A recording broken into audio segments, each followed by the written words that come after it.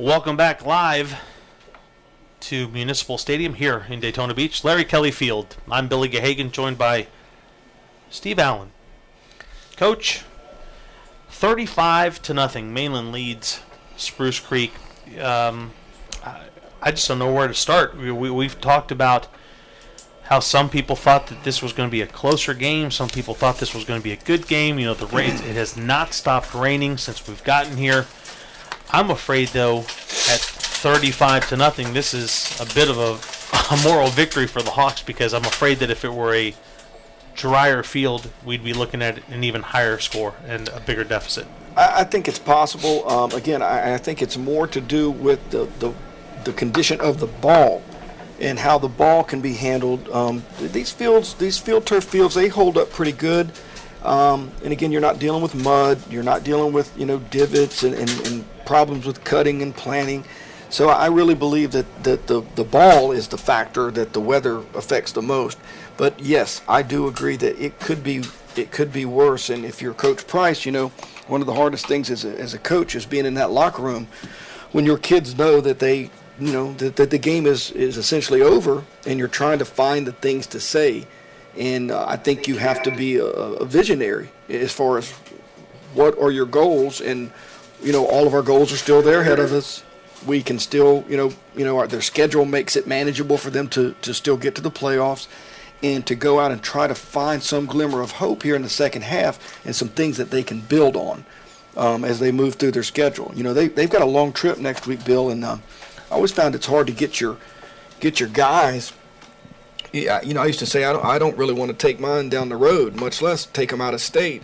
But coming off of a lopsided loss, that makes that even more of a challenge moving ahead for them next week. But you have a short memory. You try to move on, and they've got to put the first half behind them, and they've got to go play a second half and find out who their guys are, who the guys they can count on, the guys that are going to compete, and the guys that they can build with and win with. Spruce Creek is entering the contest at 1-0. If things stay the way they're headed, they're obviously going to be at 500 at 1-1. They're coming off of a 6-4 year. Last week they beat Seabreeze 19-12. Big win for them, big moral victory for them, bragging rights, everything. They come in, they take on a very talented Mainland High School team. They go to Texas next week. If they start out 0-3, it's not, or excuse me, 1-2, it's not the end of the world, because those two losses are non-district losses. So it's a bigger thing to have your district wins and losses intact than it is for an overall record, because we've seen teams that were 4-6 overall make it into the playoffs because they were 4-0 in their district. Then there, and that's the truth, and that's what your first goal, I think, is any team. I know for every team that we ever had, first goal is win the district. That's job number one, and obviously if your goal is to be undefeated, you can have a number of goals, but your goals have to match what your potential is. And for instance, for a team like Mainland, being undefeated, even with the tough schedule that they have, it's realistic. It's a realistic goal. I don't think that Coach Price, that's kind of one of the things that, he's put on the wall and said, hey guys, our season's going to be a failure if we're not undefeated. I think that's unrealistic. So you're exactly right. They've got their whole season ahead of them, but right now they need to focus on the second half and trying to execute on offense, put together some drives, something they can build on, keep their defense off the field, and again, going back to those game keys, don't turn the ball over, don't give up the big plays, and they're going to have to establish some kind of run game to have any success. On the flip side, Mainland last year 12-2, they come into the game 1-0. They play Lake Wales next week. I don't know much about them, but their schedule doesn't get hard for them until September 26th when they take on American Heritage here at Municipal Stadium. Speaking of the possessions and the turnovers, Mainland had 8 possessions in the first half. They scored 5 times. Spruce Creek had 9 possessions, no scores, and they had 3 turnovers. The other 6 possessions were in punts. And we have a great start here for Creek here as we get a bobbled kick, and Creek is they're going to make Mainland start this offensive series on their own 10-yard line. But now, in talking about that schedule with Mainland, Billy, I look at that, and Lake Wales is tied at second in the 6A or in the 5A. They're tied with American Heritage in that poll. Lake Wales is in Polk County, is a talent-rich place. Oh, so they will be tested then So next they week will against be they Lake will Wales. be tested. Okay. I think there's enough athletes that Lake Wales will give them. And that's at Lake Wales. And it is at it Lake not? Wales, yes, sir. Well, that's a true test for the Buccaneers, and that's one thing that they have not shied away from. When Coach Moranto had these guys, and they were taking on the teams up in the Panhandle and the 2A state champions, Chaminade, they were playing those guys. That was all done with hey, we're going to play the best talent available, and it's going to make us even better. Killins on the handoff. And he can roll, let me tell you. First possession of the second half, big gain. So another first down for Mainland, and their positive yardage plays just continue. Yep, and that's again, you'd think runs over 9 yards and passes over 14 yards as being explosives, and Mainland has definitely won the explosives contest here tonight. But you go back to that schedule deal, and but it's not all an accident. When you're somebody like Mainland, the people in your own district don't want to play you, and so it's not always easy to get games. Houston going up. I'm going to be curious to see which way we go with this one. Houston electing to go and throw the home run ball, and they've been picking on Dondre Butler all night long, and I thought Dondre did a great job of defending the pass. He was actually stepped on, so how they could even throw the flag on that is kind of concerning to me. I think it's offense. Yeah, I don't see any way that could be a defensive penalty. He had pretty good coverage. He was zone transitioning there, got his eyes back to the ball, and probably found it before the receiver did. But again, we continue to talk about that schedule. Talent-rich and tradition-rich state contenders in Mainland's, St. Augustine, Miami Central, Armwood, Naples, Dillard, Carroll City. They're all in that classification. You better be playing somebody on your way to that. You don't want the first time you see that to be in the playoffs.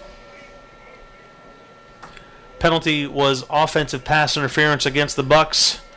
Houston's going to hand the ball off to Killins, and he's just going to do what he does best, and that's race around the right end. He's going to try and get back as many yards as he can. Really not a bad job there by Spruce Creek. It's basically an outside zone play, and if you have speed and you have the speed advantage, which Mainland obviously does here, it's a great play call. You run outside zone to the wide field. You make their athletes chase your athletes, and they obviously have an advantage there. They really like this formation here. They like playing their tight end in what I would call a tray open or a tray-o formation with tight end and two wides on one side. It's a 3-by-1. It gives you a tight end in the game where you've got a three-man surface. You can rush the football, as we see here as he breaks off another explosive run. That's it's about a 30-yard pickup off of the inside zone, Coach. Correct. And if when it's going that way, and you don't want to believe that it could be happening, but momentum is a really heavy burden to carry, and when it's with you, it can float you and fly you, and when it's against you, it can sink you. And I just, these defensive kids for Creek, they've seen 35 points on the board, and they've come out here in the second half, and Mainland is kind of having their way a little bit with the run game, and there's no better way to demoralize a bunch than hand the ball off and run it at someone. Killins comes off the field for a bit of an equipment issue. Taking his place is Kalo Hanna. One can only imagine the speed that this young man possesses. Houston's going to look to throw the home run ball. He's under pressure. Just dumps it out to his tight end. Incomplete. And it'll bring up second down for the Buccaneers as Mr. Killins comes back on the field. Well, Denzel did a nice job right there of avoiding the pressure and extending the play a little bit and still gave him a chance to have a completion on the end. It looked like he just couldn't get 1 foot down. But he avoids the sack, and that's the bigger issue. No negative yardage play. It keeps you, kind of at least in sequence here, and they're going to get a play call in the game. And, you knew that 2 good runs is going to bring a play-action pass. You knew it was only a matter of time. And there is nobody in the middle of the field. I'm looking for a post route here off of play-action.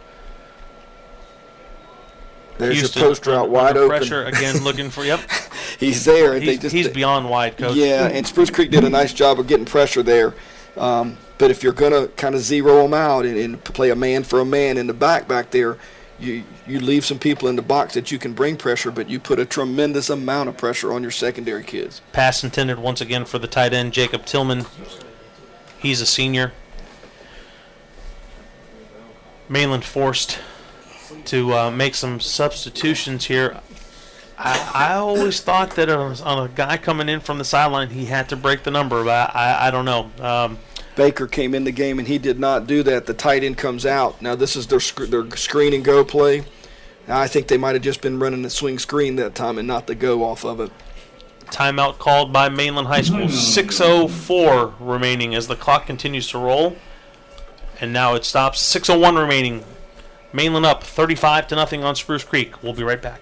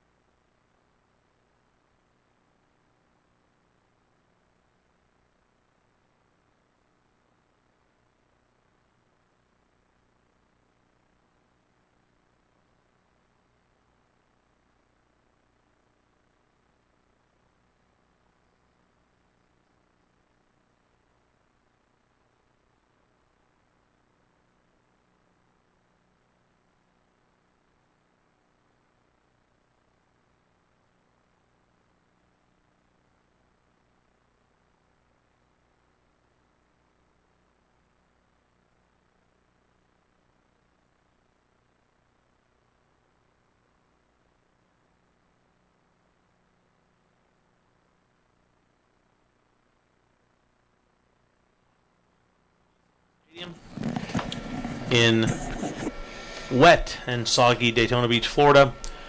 35-0 your score. Mainland leading Spruce Creek High School. Excellent job here by the defense. That's just a design quarterback draw off a play that they've got a little series where they swing that back out here. They run the swing to him. They run the swing and the go out of the solo guy or the inside trip. And then this time they come back and they come with the quarterback draw. And I think it's a great call. The Spruce Creek kids reacted very well to that. 4th and 10. The Bucks have the ball at the Spruce Creek 32-yard line. Up by a whole bunch of points. And electing to go for it. Not questioning, just making the statement. Houston takes a snap. He's flushed from the pocket, rolls to his near side. We're going to have a penalty flag coming. That's going to be holding. And a near interception. Number 7, Dante Collier. Did a great job of breaking on the ball there, but you could see that it was being held on the edge here, and that's going to come back, whatever the Marcus result. Tatum being called for holding. I'm guessing Marcus Tatum, just based on his reaction. Nonetheless, turnover on downs. Moral victory. Absolutely. For the Spruce Creek Hawks, especially since they had that long run by Killens. And that's their third stop, and they've needed some of those just from a confidence standpoint. And you're not just playing this game tonight. You're building for your future, and again trying to find people that you can count on, the kids that are going to continue to play and play hard regardless of the score, and because you're practicing. You're practicing for what's going to come, and you're trying to work on your execution. You're trying to work on your fundamentals, and you want to be able to continue to get something out of this, even though, minus the score. Timeout on the field taken by the officials for a water break. 4:16 remaining. 35-0. Mainland leads Spruce Creek. Coach, we said that next week the Hawks go to Texas. Now, I don't know much, but I do have my college degree. And I'm looking that they play 8 days from now on the 13th. So that's got to be a Saturday. Right. They still have to travel. Right. So how much practice time are they going to get in? When do you think they leave? They probably going to leave Monday, Tuesday? That's a really good question. I don't know the logistics of it, but it just does not seem ideal. I mean, the trip, I assume they're going to take a bus. I don't know this. I don't know the particulars I was thinking of it. Flying, but okay, yeah. Either way. If they're taking a bus, they're probably leaving tonight. And any of us, right? But any of us have traveled. If you just have to go and sit in a meeting after traveling that far, it can be a little bit tough on you, and much less to play a football game, which none of these kids have ever traveled that far to play a game. I just think there's some challenges involved in that deal. and unless it was the only date available, why you would choose to go cross country after playing the Buccaneers? I just. Well, but like you said, logistically, we don't know what they were told, Sure. and what's going on. But man, to have to go to Texas after playing Mainland. Well, I Not think gonna the be an easy in vogue thing task. to do, Billy. There's an in vogue thing that we in our day and age of SEC networks and Rivals.com and these types of things. The exposure's out there. The kids are turning on TV and they're seeing people play, and it kind of builds that, and the kids want to do it, or they think they want to do it, and you're just trying to you want to build your program. You want to give your kids something to be part of. But at the same time, you got to come back and you still got to play your district schedule. And win or lose, these kids are going to Texas. There's probably going to be a lot of, logos exchanged, shirts exchanged, things of that nature. I think it's great. Don't get me wrong, but again, to have to do that following a game like tonight has got to be a difficult thing. Yeah, I mean, again, if you're like asking me personally, I absolutely would not take my team that far to play a high school football game, just because if it were a bowl game, if it were something at the end of the season, as a reward or that type of thing, possibly, I just don't see the benefits outweighing, because there's going to be a jet lag component of that. We got a fake punt. Nice job. Okay. Well, the good thing about that, Coach, is they come back from Texas and they have a bye week. Yep. So they have 2 weeks to get ready. So at that point, you're either licking your wounds because you're 1-3, you just can't, or 1-2. I mean, there's a lot of stuff that can go on. But again, there's no reason to throw in the towel. You haven't even played your first district game yet. Absolutely, and the flip side to that open week is if you are 1-3, you don't have a gauge for those 2 weeks to know, or for your kids to know, hey, have we improved?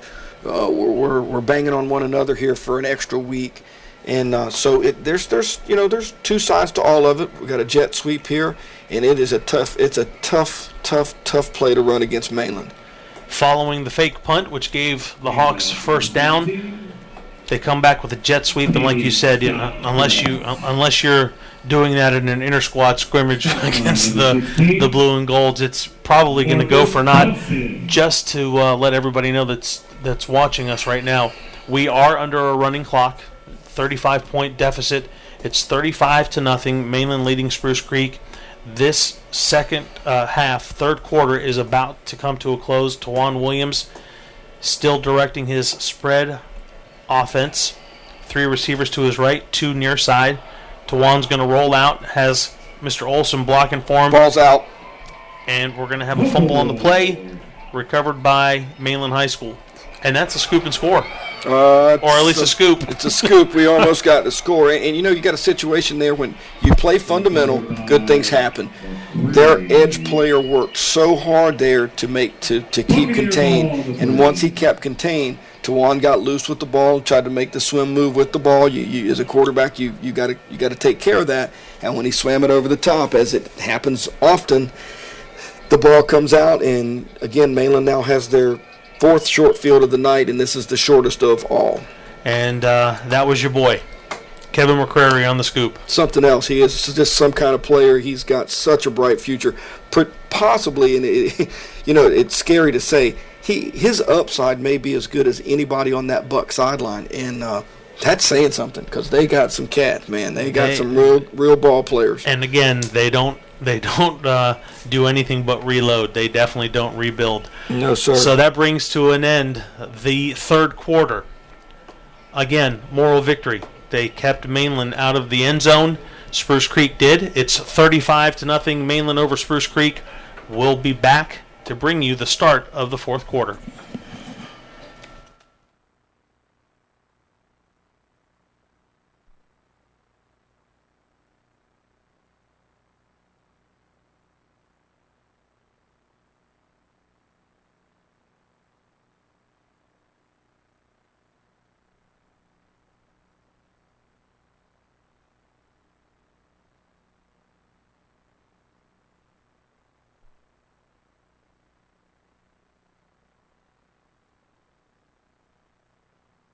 Welcome back to Municipal Stadium, Larry Kelly Field. I'm Billy Gahagan, joined by Coach Steve Allen. It's the start of the fourth quarter, 35-0, Mainland leading Spruce Creek. Mainland, following a turnover, has the ball first and goal from the Spruce Creek 5-yard line. Houston, under pressure, rolling to his right. He's just going to throw it up aimlessly. It's going to fall incomplete. I would say good no call at this point, Coach. At this point, absolutely. I think if the ball game is 7-6 right now, we're going to see a pass interference call on defense. But the Creek kids did a very nice job of containing Denzel and chasing it down once it broke outside the pocket, broke up the pass, and now they've, if they could stand up right here. One of the things I think coaching-wise that you battle here is you get the division, especially if you're a big school and Creeks. We got 2,800 kids as opposed to 1,800 kids at Mainland. But if you're two platooning, your offensive kids and your defensive kids, especially your defensive kids, are now barking at your offensive kids. Right. They're getting, hey, you've put us out here, and that's one of those things that you have to, again, you're managing it. It's constant. You're trying to, and you understand that it's happening, but you're still on the same team. And again, it's a long, long year. Not quite sure what's going on. Teams have been exiting. Teams have been coming back on. Clocks are still running. We don't know if anybody called timeout. Nonetheless, it's second and goal for the Buccaneers. They ran the draw last time they got in this set down by the goal line. Empty backfield. Denzel looks to his left, looks into the middle, fires across the middle. Incomplete pass intended for number 15. That's Will Collins. It's going to bring up a third and goal for the Buccaneers. Got to like Tramel McMillan over there, still battling, still playing. He had good coverage there. They came back to their little mesh route that they had earlier, and he put some heat on it. Again, your score 35-0, Mainland leading Spruce Creek High School. We're under a running clock with 10:20 remaining in the contest. If you're Mainland, you want the time to go by very slowly. If you're Spruce Creek, you hope that 10:20 is a blink and you're out of here. Yeah, right. It's going really, really slow on that other sideline, I promise you. Houston's pass falls incomplete, intended for Randy Baker. It's going to bring up a fourth and goal. Now, this is one of those situations where we talked about what is rubbing it in, what is showing them up. Do you take a knee? Do you run a play? Do you kick a field goal? Well, I've been on both sides of this thing, Billy, and I know that when I'm on the bad end of it, I'm not worried about that. I usually know that, man, it's on the other sideline, and we have some kind of relationship, and I've got to worry about my team. And right now what's important is for my team to play defense, and I can't worry about what he's doing or how it looks or what he's calling. He gets to control that. The only thing I can control are my kids, and but Denzel is not very easy to control, as you can. Very, very good job with the ball in the air fake right there, and just gets the defender just to hesitate a bit and just walks it in the end zone. Coach, that's one of those situations where the minute your backside end overcommits, that's you might as well just go ahead and put 6 on the board. Because over is a good word. Over is a good word. It is over at that point, especially with an athlete of this caliber. And like I said, I can't say enough about Denzel. He has been everything that has been advertised and everything I've heard and read. He's got poise. He's got a rocket arm. And like we said, it remains to be seen what his future position may be. But right now, his position's pretty cemented as the quarterback for the Mainland Buccaneers. He's pretty salty. Baudette's point after is up. It's good. 42-0 your score. For those of you who don't understand the running clock, it continues even as we set up our kickoff and kickoff return sides. So the clock will continue to run 8 minutes and counting as Mainland is ready to go. Spruce Creek, they're looking for answers, Coach. Yeah, it's one of the most frustrating things in coaching, and a lot of it can just be attributed to the fact that the athletes that are on the other side are better than your athletes, and that's not just the only thing that's going on. I don't want to take any credit away from Coach Wilson and his staff. They do a wonderful job of coaching their guys up, and I think that's witnessed by the 3 trips to the Final Four in the last 3 years and the number of games that they've won and the kids they put in college. But it's any coach, you ask any coach, we all know that, kids win games more than coaches win Right. games. And if somebody's got better kids than you, they've got a little bit better chance to win. And so you're going to have to find things to overcome that. Goes back to our game keys again. You know, can't give them up, give them the big plays. You got to take care of the football, and you got to rush the football. And talking about some of those numbers that you mentioned about, you know, being in the state playoffs and putting kids into college, that's Butler on the return for the Hawks, by the way. Mainland, they is being Mainland. Mainland is looking to make the state playoffs for the 21st consecutive year. And I think that you know, obviously, Travis, TA, Scott, all these guys that JB, all these guys that are there now and doing it. But I think that you have to go back to, you know, John Moranto and Coach Garner and Coach Asher and the guys that were there before. Coach Rollinson. Coach Rollinson, absolutely. There's been some great coaches that have been through there that have kind of, you know, made that happen. It's all got to start somewhere, and that's where Coach Price is. You know, Coach Price in his second year, he's trying to build his culture. He's trying to build his football program, and that's what he needs to worry about. And I think that that's what they're going to be concerned about, you know, more than anything after this, and having a short memory and just moving on. Aaron Connor on the carry for the Hawks as the clock continues to roll, 5:55 and counting. It's now second down and short. Second and long. It's second and 7 for the Hawks. Well, you can bet that Coach Rowland and his defensive staff and those defensive kids that are out there, you can bet that they are wanting to preserve this shutout. And I think that is one of the things they've had a proud tradition of defense, and they've been, you know, stellar on that side of the ball. And I think that that's going to be one of their focuses as we go through the final 5 minutes here, that they're going to want to keep Creek out of the end zone. Late flag on the play coming from the far side of the field. Looks as if Jelani Bland may be involved in something with number 21, and that's Jevin Williams from Mainland. Both players have been asked to leave the field. We're waiting on the official word, but Mr. Williams stayed on the field. Bland has definitely exited, or he's standing next to Coach Price until they can figure this out. We had a little extracurricular activity after the play over there, and basically some of that's frustration, and some of it are just kids that are competing and they want to. And as the coach, you know, hey, I'm Coach Price. I don't want him to get penalties for my team, but at the same time, I'm glad that he's in there battling and he's not giving up and he's still wanting to fight. And you know, I can build with a guy like that. You know, those are the guys we want to go to battle with. Offsetting penalties called, personal foul against both gentlemen. Which, if you don't mind me saying it, it's the dumbest penalty in all of football. Either call it on one or just don't call it. What I think is even dumber is that you have to mark it off on both sides if it's offsetting and you're coming back to that. I'm with you on that, Billy. I think you're exactly right. So the umpire just got himself in a little jog as the rain continues to fall, but the clock continues to roll. 3 minutes and 50 seconds remaining in our contest this evening. Once again, it's the Mainland Buccaneers leading the Spruce Creek Hawks by a score of 42-0. So we're going to replay second down. It's second down and 5 for the Hawks. Tawan Williams, pretty quiet night, but that was to be expected when you're facing Mainland. You're just not going to get away there. It's just too athletic.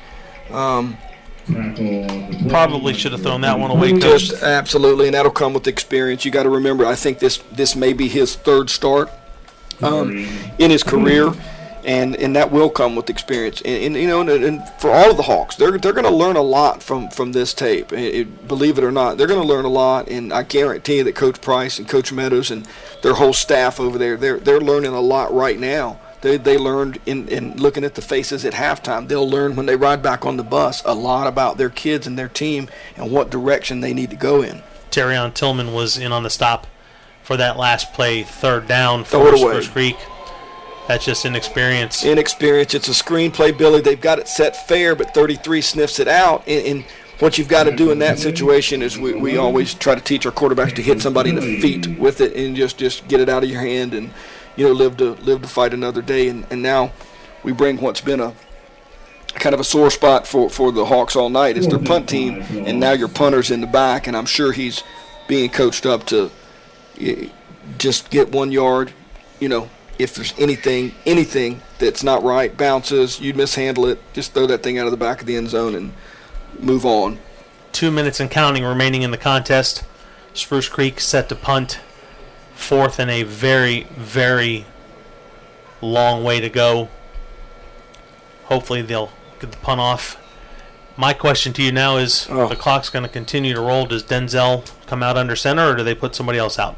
I think that they're gonna sub it out here.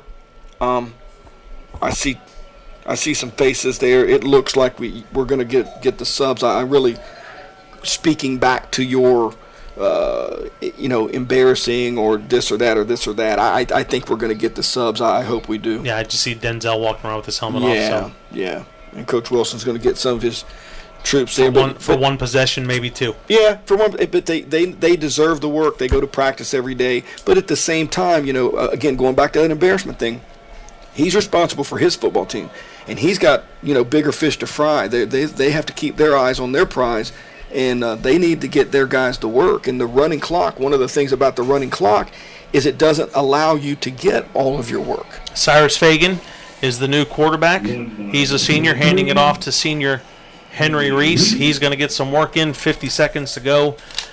I'm sure before they spot this ball, the A1 officials will look to make sure that there's enough time for at least one more play as we bring to a close the Spruce Creek Mainland contest. Fagan, bad snap, recovered by Spruce Creek. Unless we call timeout, that will be the last play of the game. Very much so, the end of the ball game. The teams will look to run out and maybe get a play off. It doesn't look like Spruce Creek's in any hurry. Mainland sure isn't, as the seconds click down. 5, 4, 3, 2, and 1. So it is now official. Your final score: Mainland 42, Spruce Creek 0, as the teams meet at midfield. We're going to take a couple seconds to ourselves to regroup, and we'll be back to bring you some post-game comments. We'll be right back.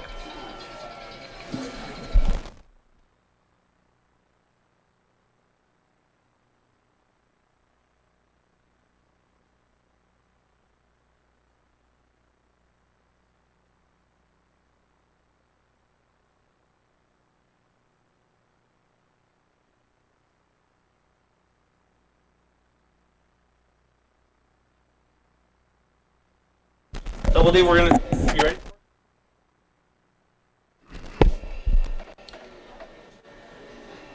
Back live to Municipal Stadium in Daytona Beach. Larry Kelly Field, Billy Gahagan, Steve Allen. You've just witnessed the Mainland Buccaneers doing work on the Spruce Creek Hawks. It's their second consecutive shutout. Mainland beating DeLand last week 41-0. Beating Spruce Creek by a score of 42-0 this week. Coach, coming in, I would say that we all expected a better game, but I don't know if we're taking away from Mainland or taking to Spruce Creek. It's kind of tough to make that comment, but in my opinion, it was business as usual for the Buccaneers. And again, I'm afraid that if this field were drier, it probably would have been a lot worse. It could have been. And one of the hard things about early season football is you're not sure if you won or lost in week one. You're not sure how good the team that you played was. And once we get 3, 4, 5 weeks in, you've gotten to see those other teams that you've played match up against others. Sometimes you're beating people, and it gives you a false sense of security. Sometimes you're losing to people, and it gives you a false sense of that, hey, man, we're not as bad as we thought we were. Maybe those people who were beating us were just really good. So I think that's a tough thing in early season. But absolutely, the Bucks are as advertised. Their defense is, looks like they're in mid-season form. Offensively, they had their way tonight. They rushed the football. They made big plays, and for the most part, took care of the ball. They were the benefactors of some short fields, and obviously, 4, 5 turnovers tonight. So, they were handed some things, but you've got to give them credit. You know, they came here on their home field in the second week of the season, and they took care of business, and they're on to the rest of their schedule. Well, it was definitely all Mainland, 10 possessions, 6 scores. Spruce Creek on the other side, 11 possessions, no scores. One of the names that we didn't even mention, and I'm almost positive we didn't even breathe his name on the Mainland side of the ball defensively, is Florida State verbal commit A.J. Westbrook. Yeah, and I think this game didn't lend itself too much to him. And we don't know right now how many tackles he may have been involved in, but Spruce Creek didn't throw the football down the field. And again, probably a good decision by Coach Bryce. If you're playing somebody who's picked it off 12 times and they've taken it to the house 7 in a season, buddy, there's something going on there. I mean, there's something special about that. So you are apprehensive and very pensive about putting the ball in the air. Inexperienced quarterback. Protection's always a key. Protection's always going to be a key against these guys because they can come at you so many different ways. They have size, they have strength, they have speed, and so they can get you from the edge. They can get you by beating one-on-one blocks inside, and they just bore that out tonight. They were solid tonight. Taking a look to next week for both of these teams, as we've said, Spruce Creek travels to Texas for a 4:30 game on a Saturday. Mainland, probably their first test of the year. When they travel to Lake Wales, it'll be an interesting contest for both teams, needless to say. Next week, we will be here again at Municipal Stadium with the DeLand Bulldogs taking on the Seabreeze Sand Crabs. Seabreeze, by the way, lost this evening 28-7 at Flagler Palm Coast. I don't have a DeLand score. Do you know anything about what DeLand did? I don't have a DeLand score, but I know that should be an interesting ball game, and I think it's a really good matchup. Coach Thompson's trying to build something over there at DeLand, and I know Coach Beach is going to be piecing it together, and the Sand Crabs aren't accustomed to being 0-2. But if there's someone who can get it going, that staff's the staff that can do it, and their kids are going to continue to play hard. So we should have a great matchup again. For internet engineer Charlie Williams, for camera person Lori Wilhelm, for the boss Dan Descoli, Double D. He's Steve Allen. I'm Billy Gahagan saying goodnight from Municipal Stadium, where the Mainland Buccaneers were victorious again, beating the Spruce Creek Hawks 42-0. Good night. We'll talk to you next week.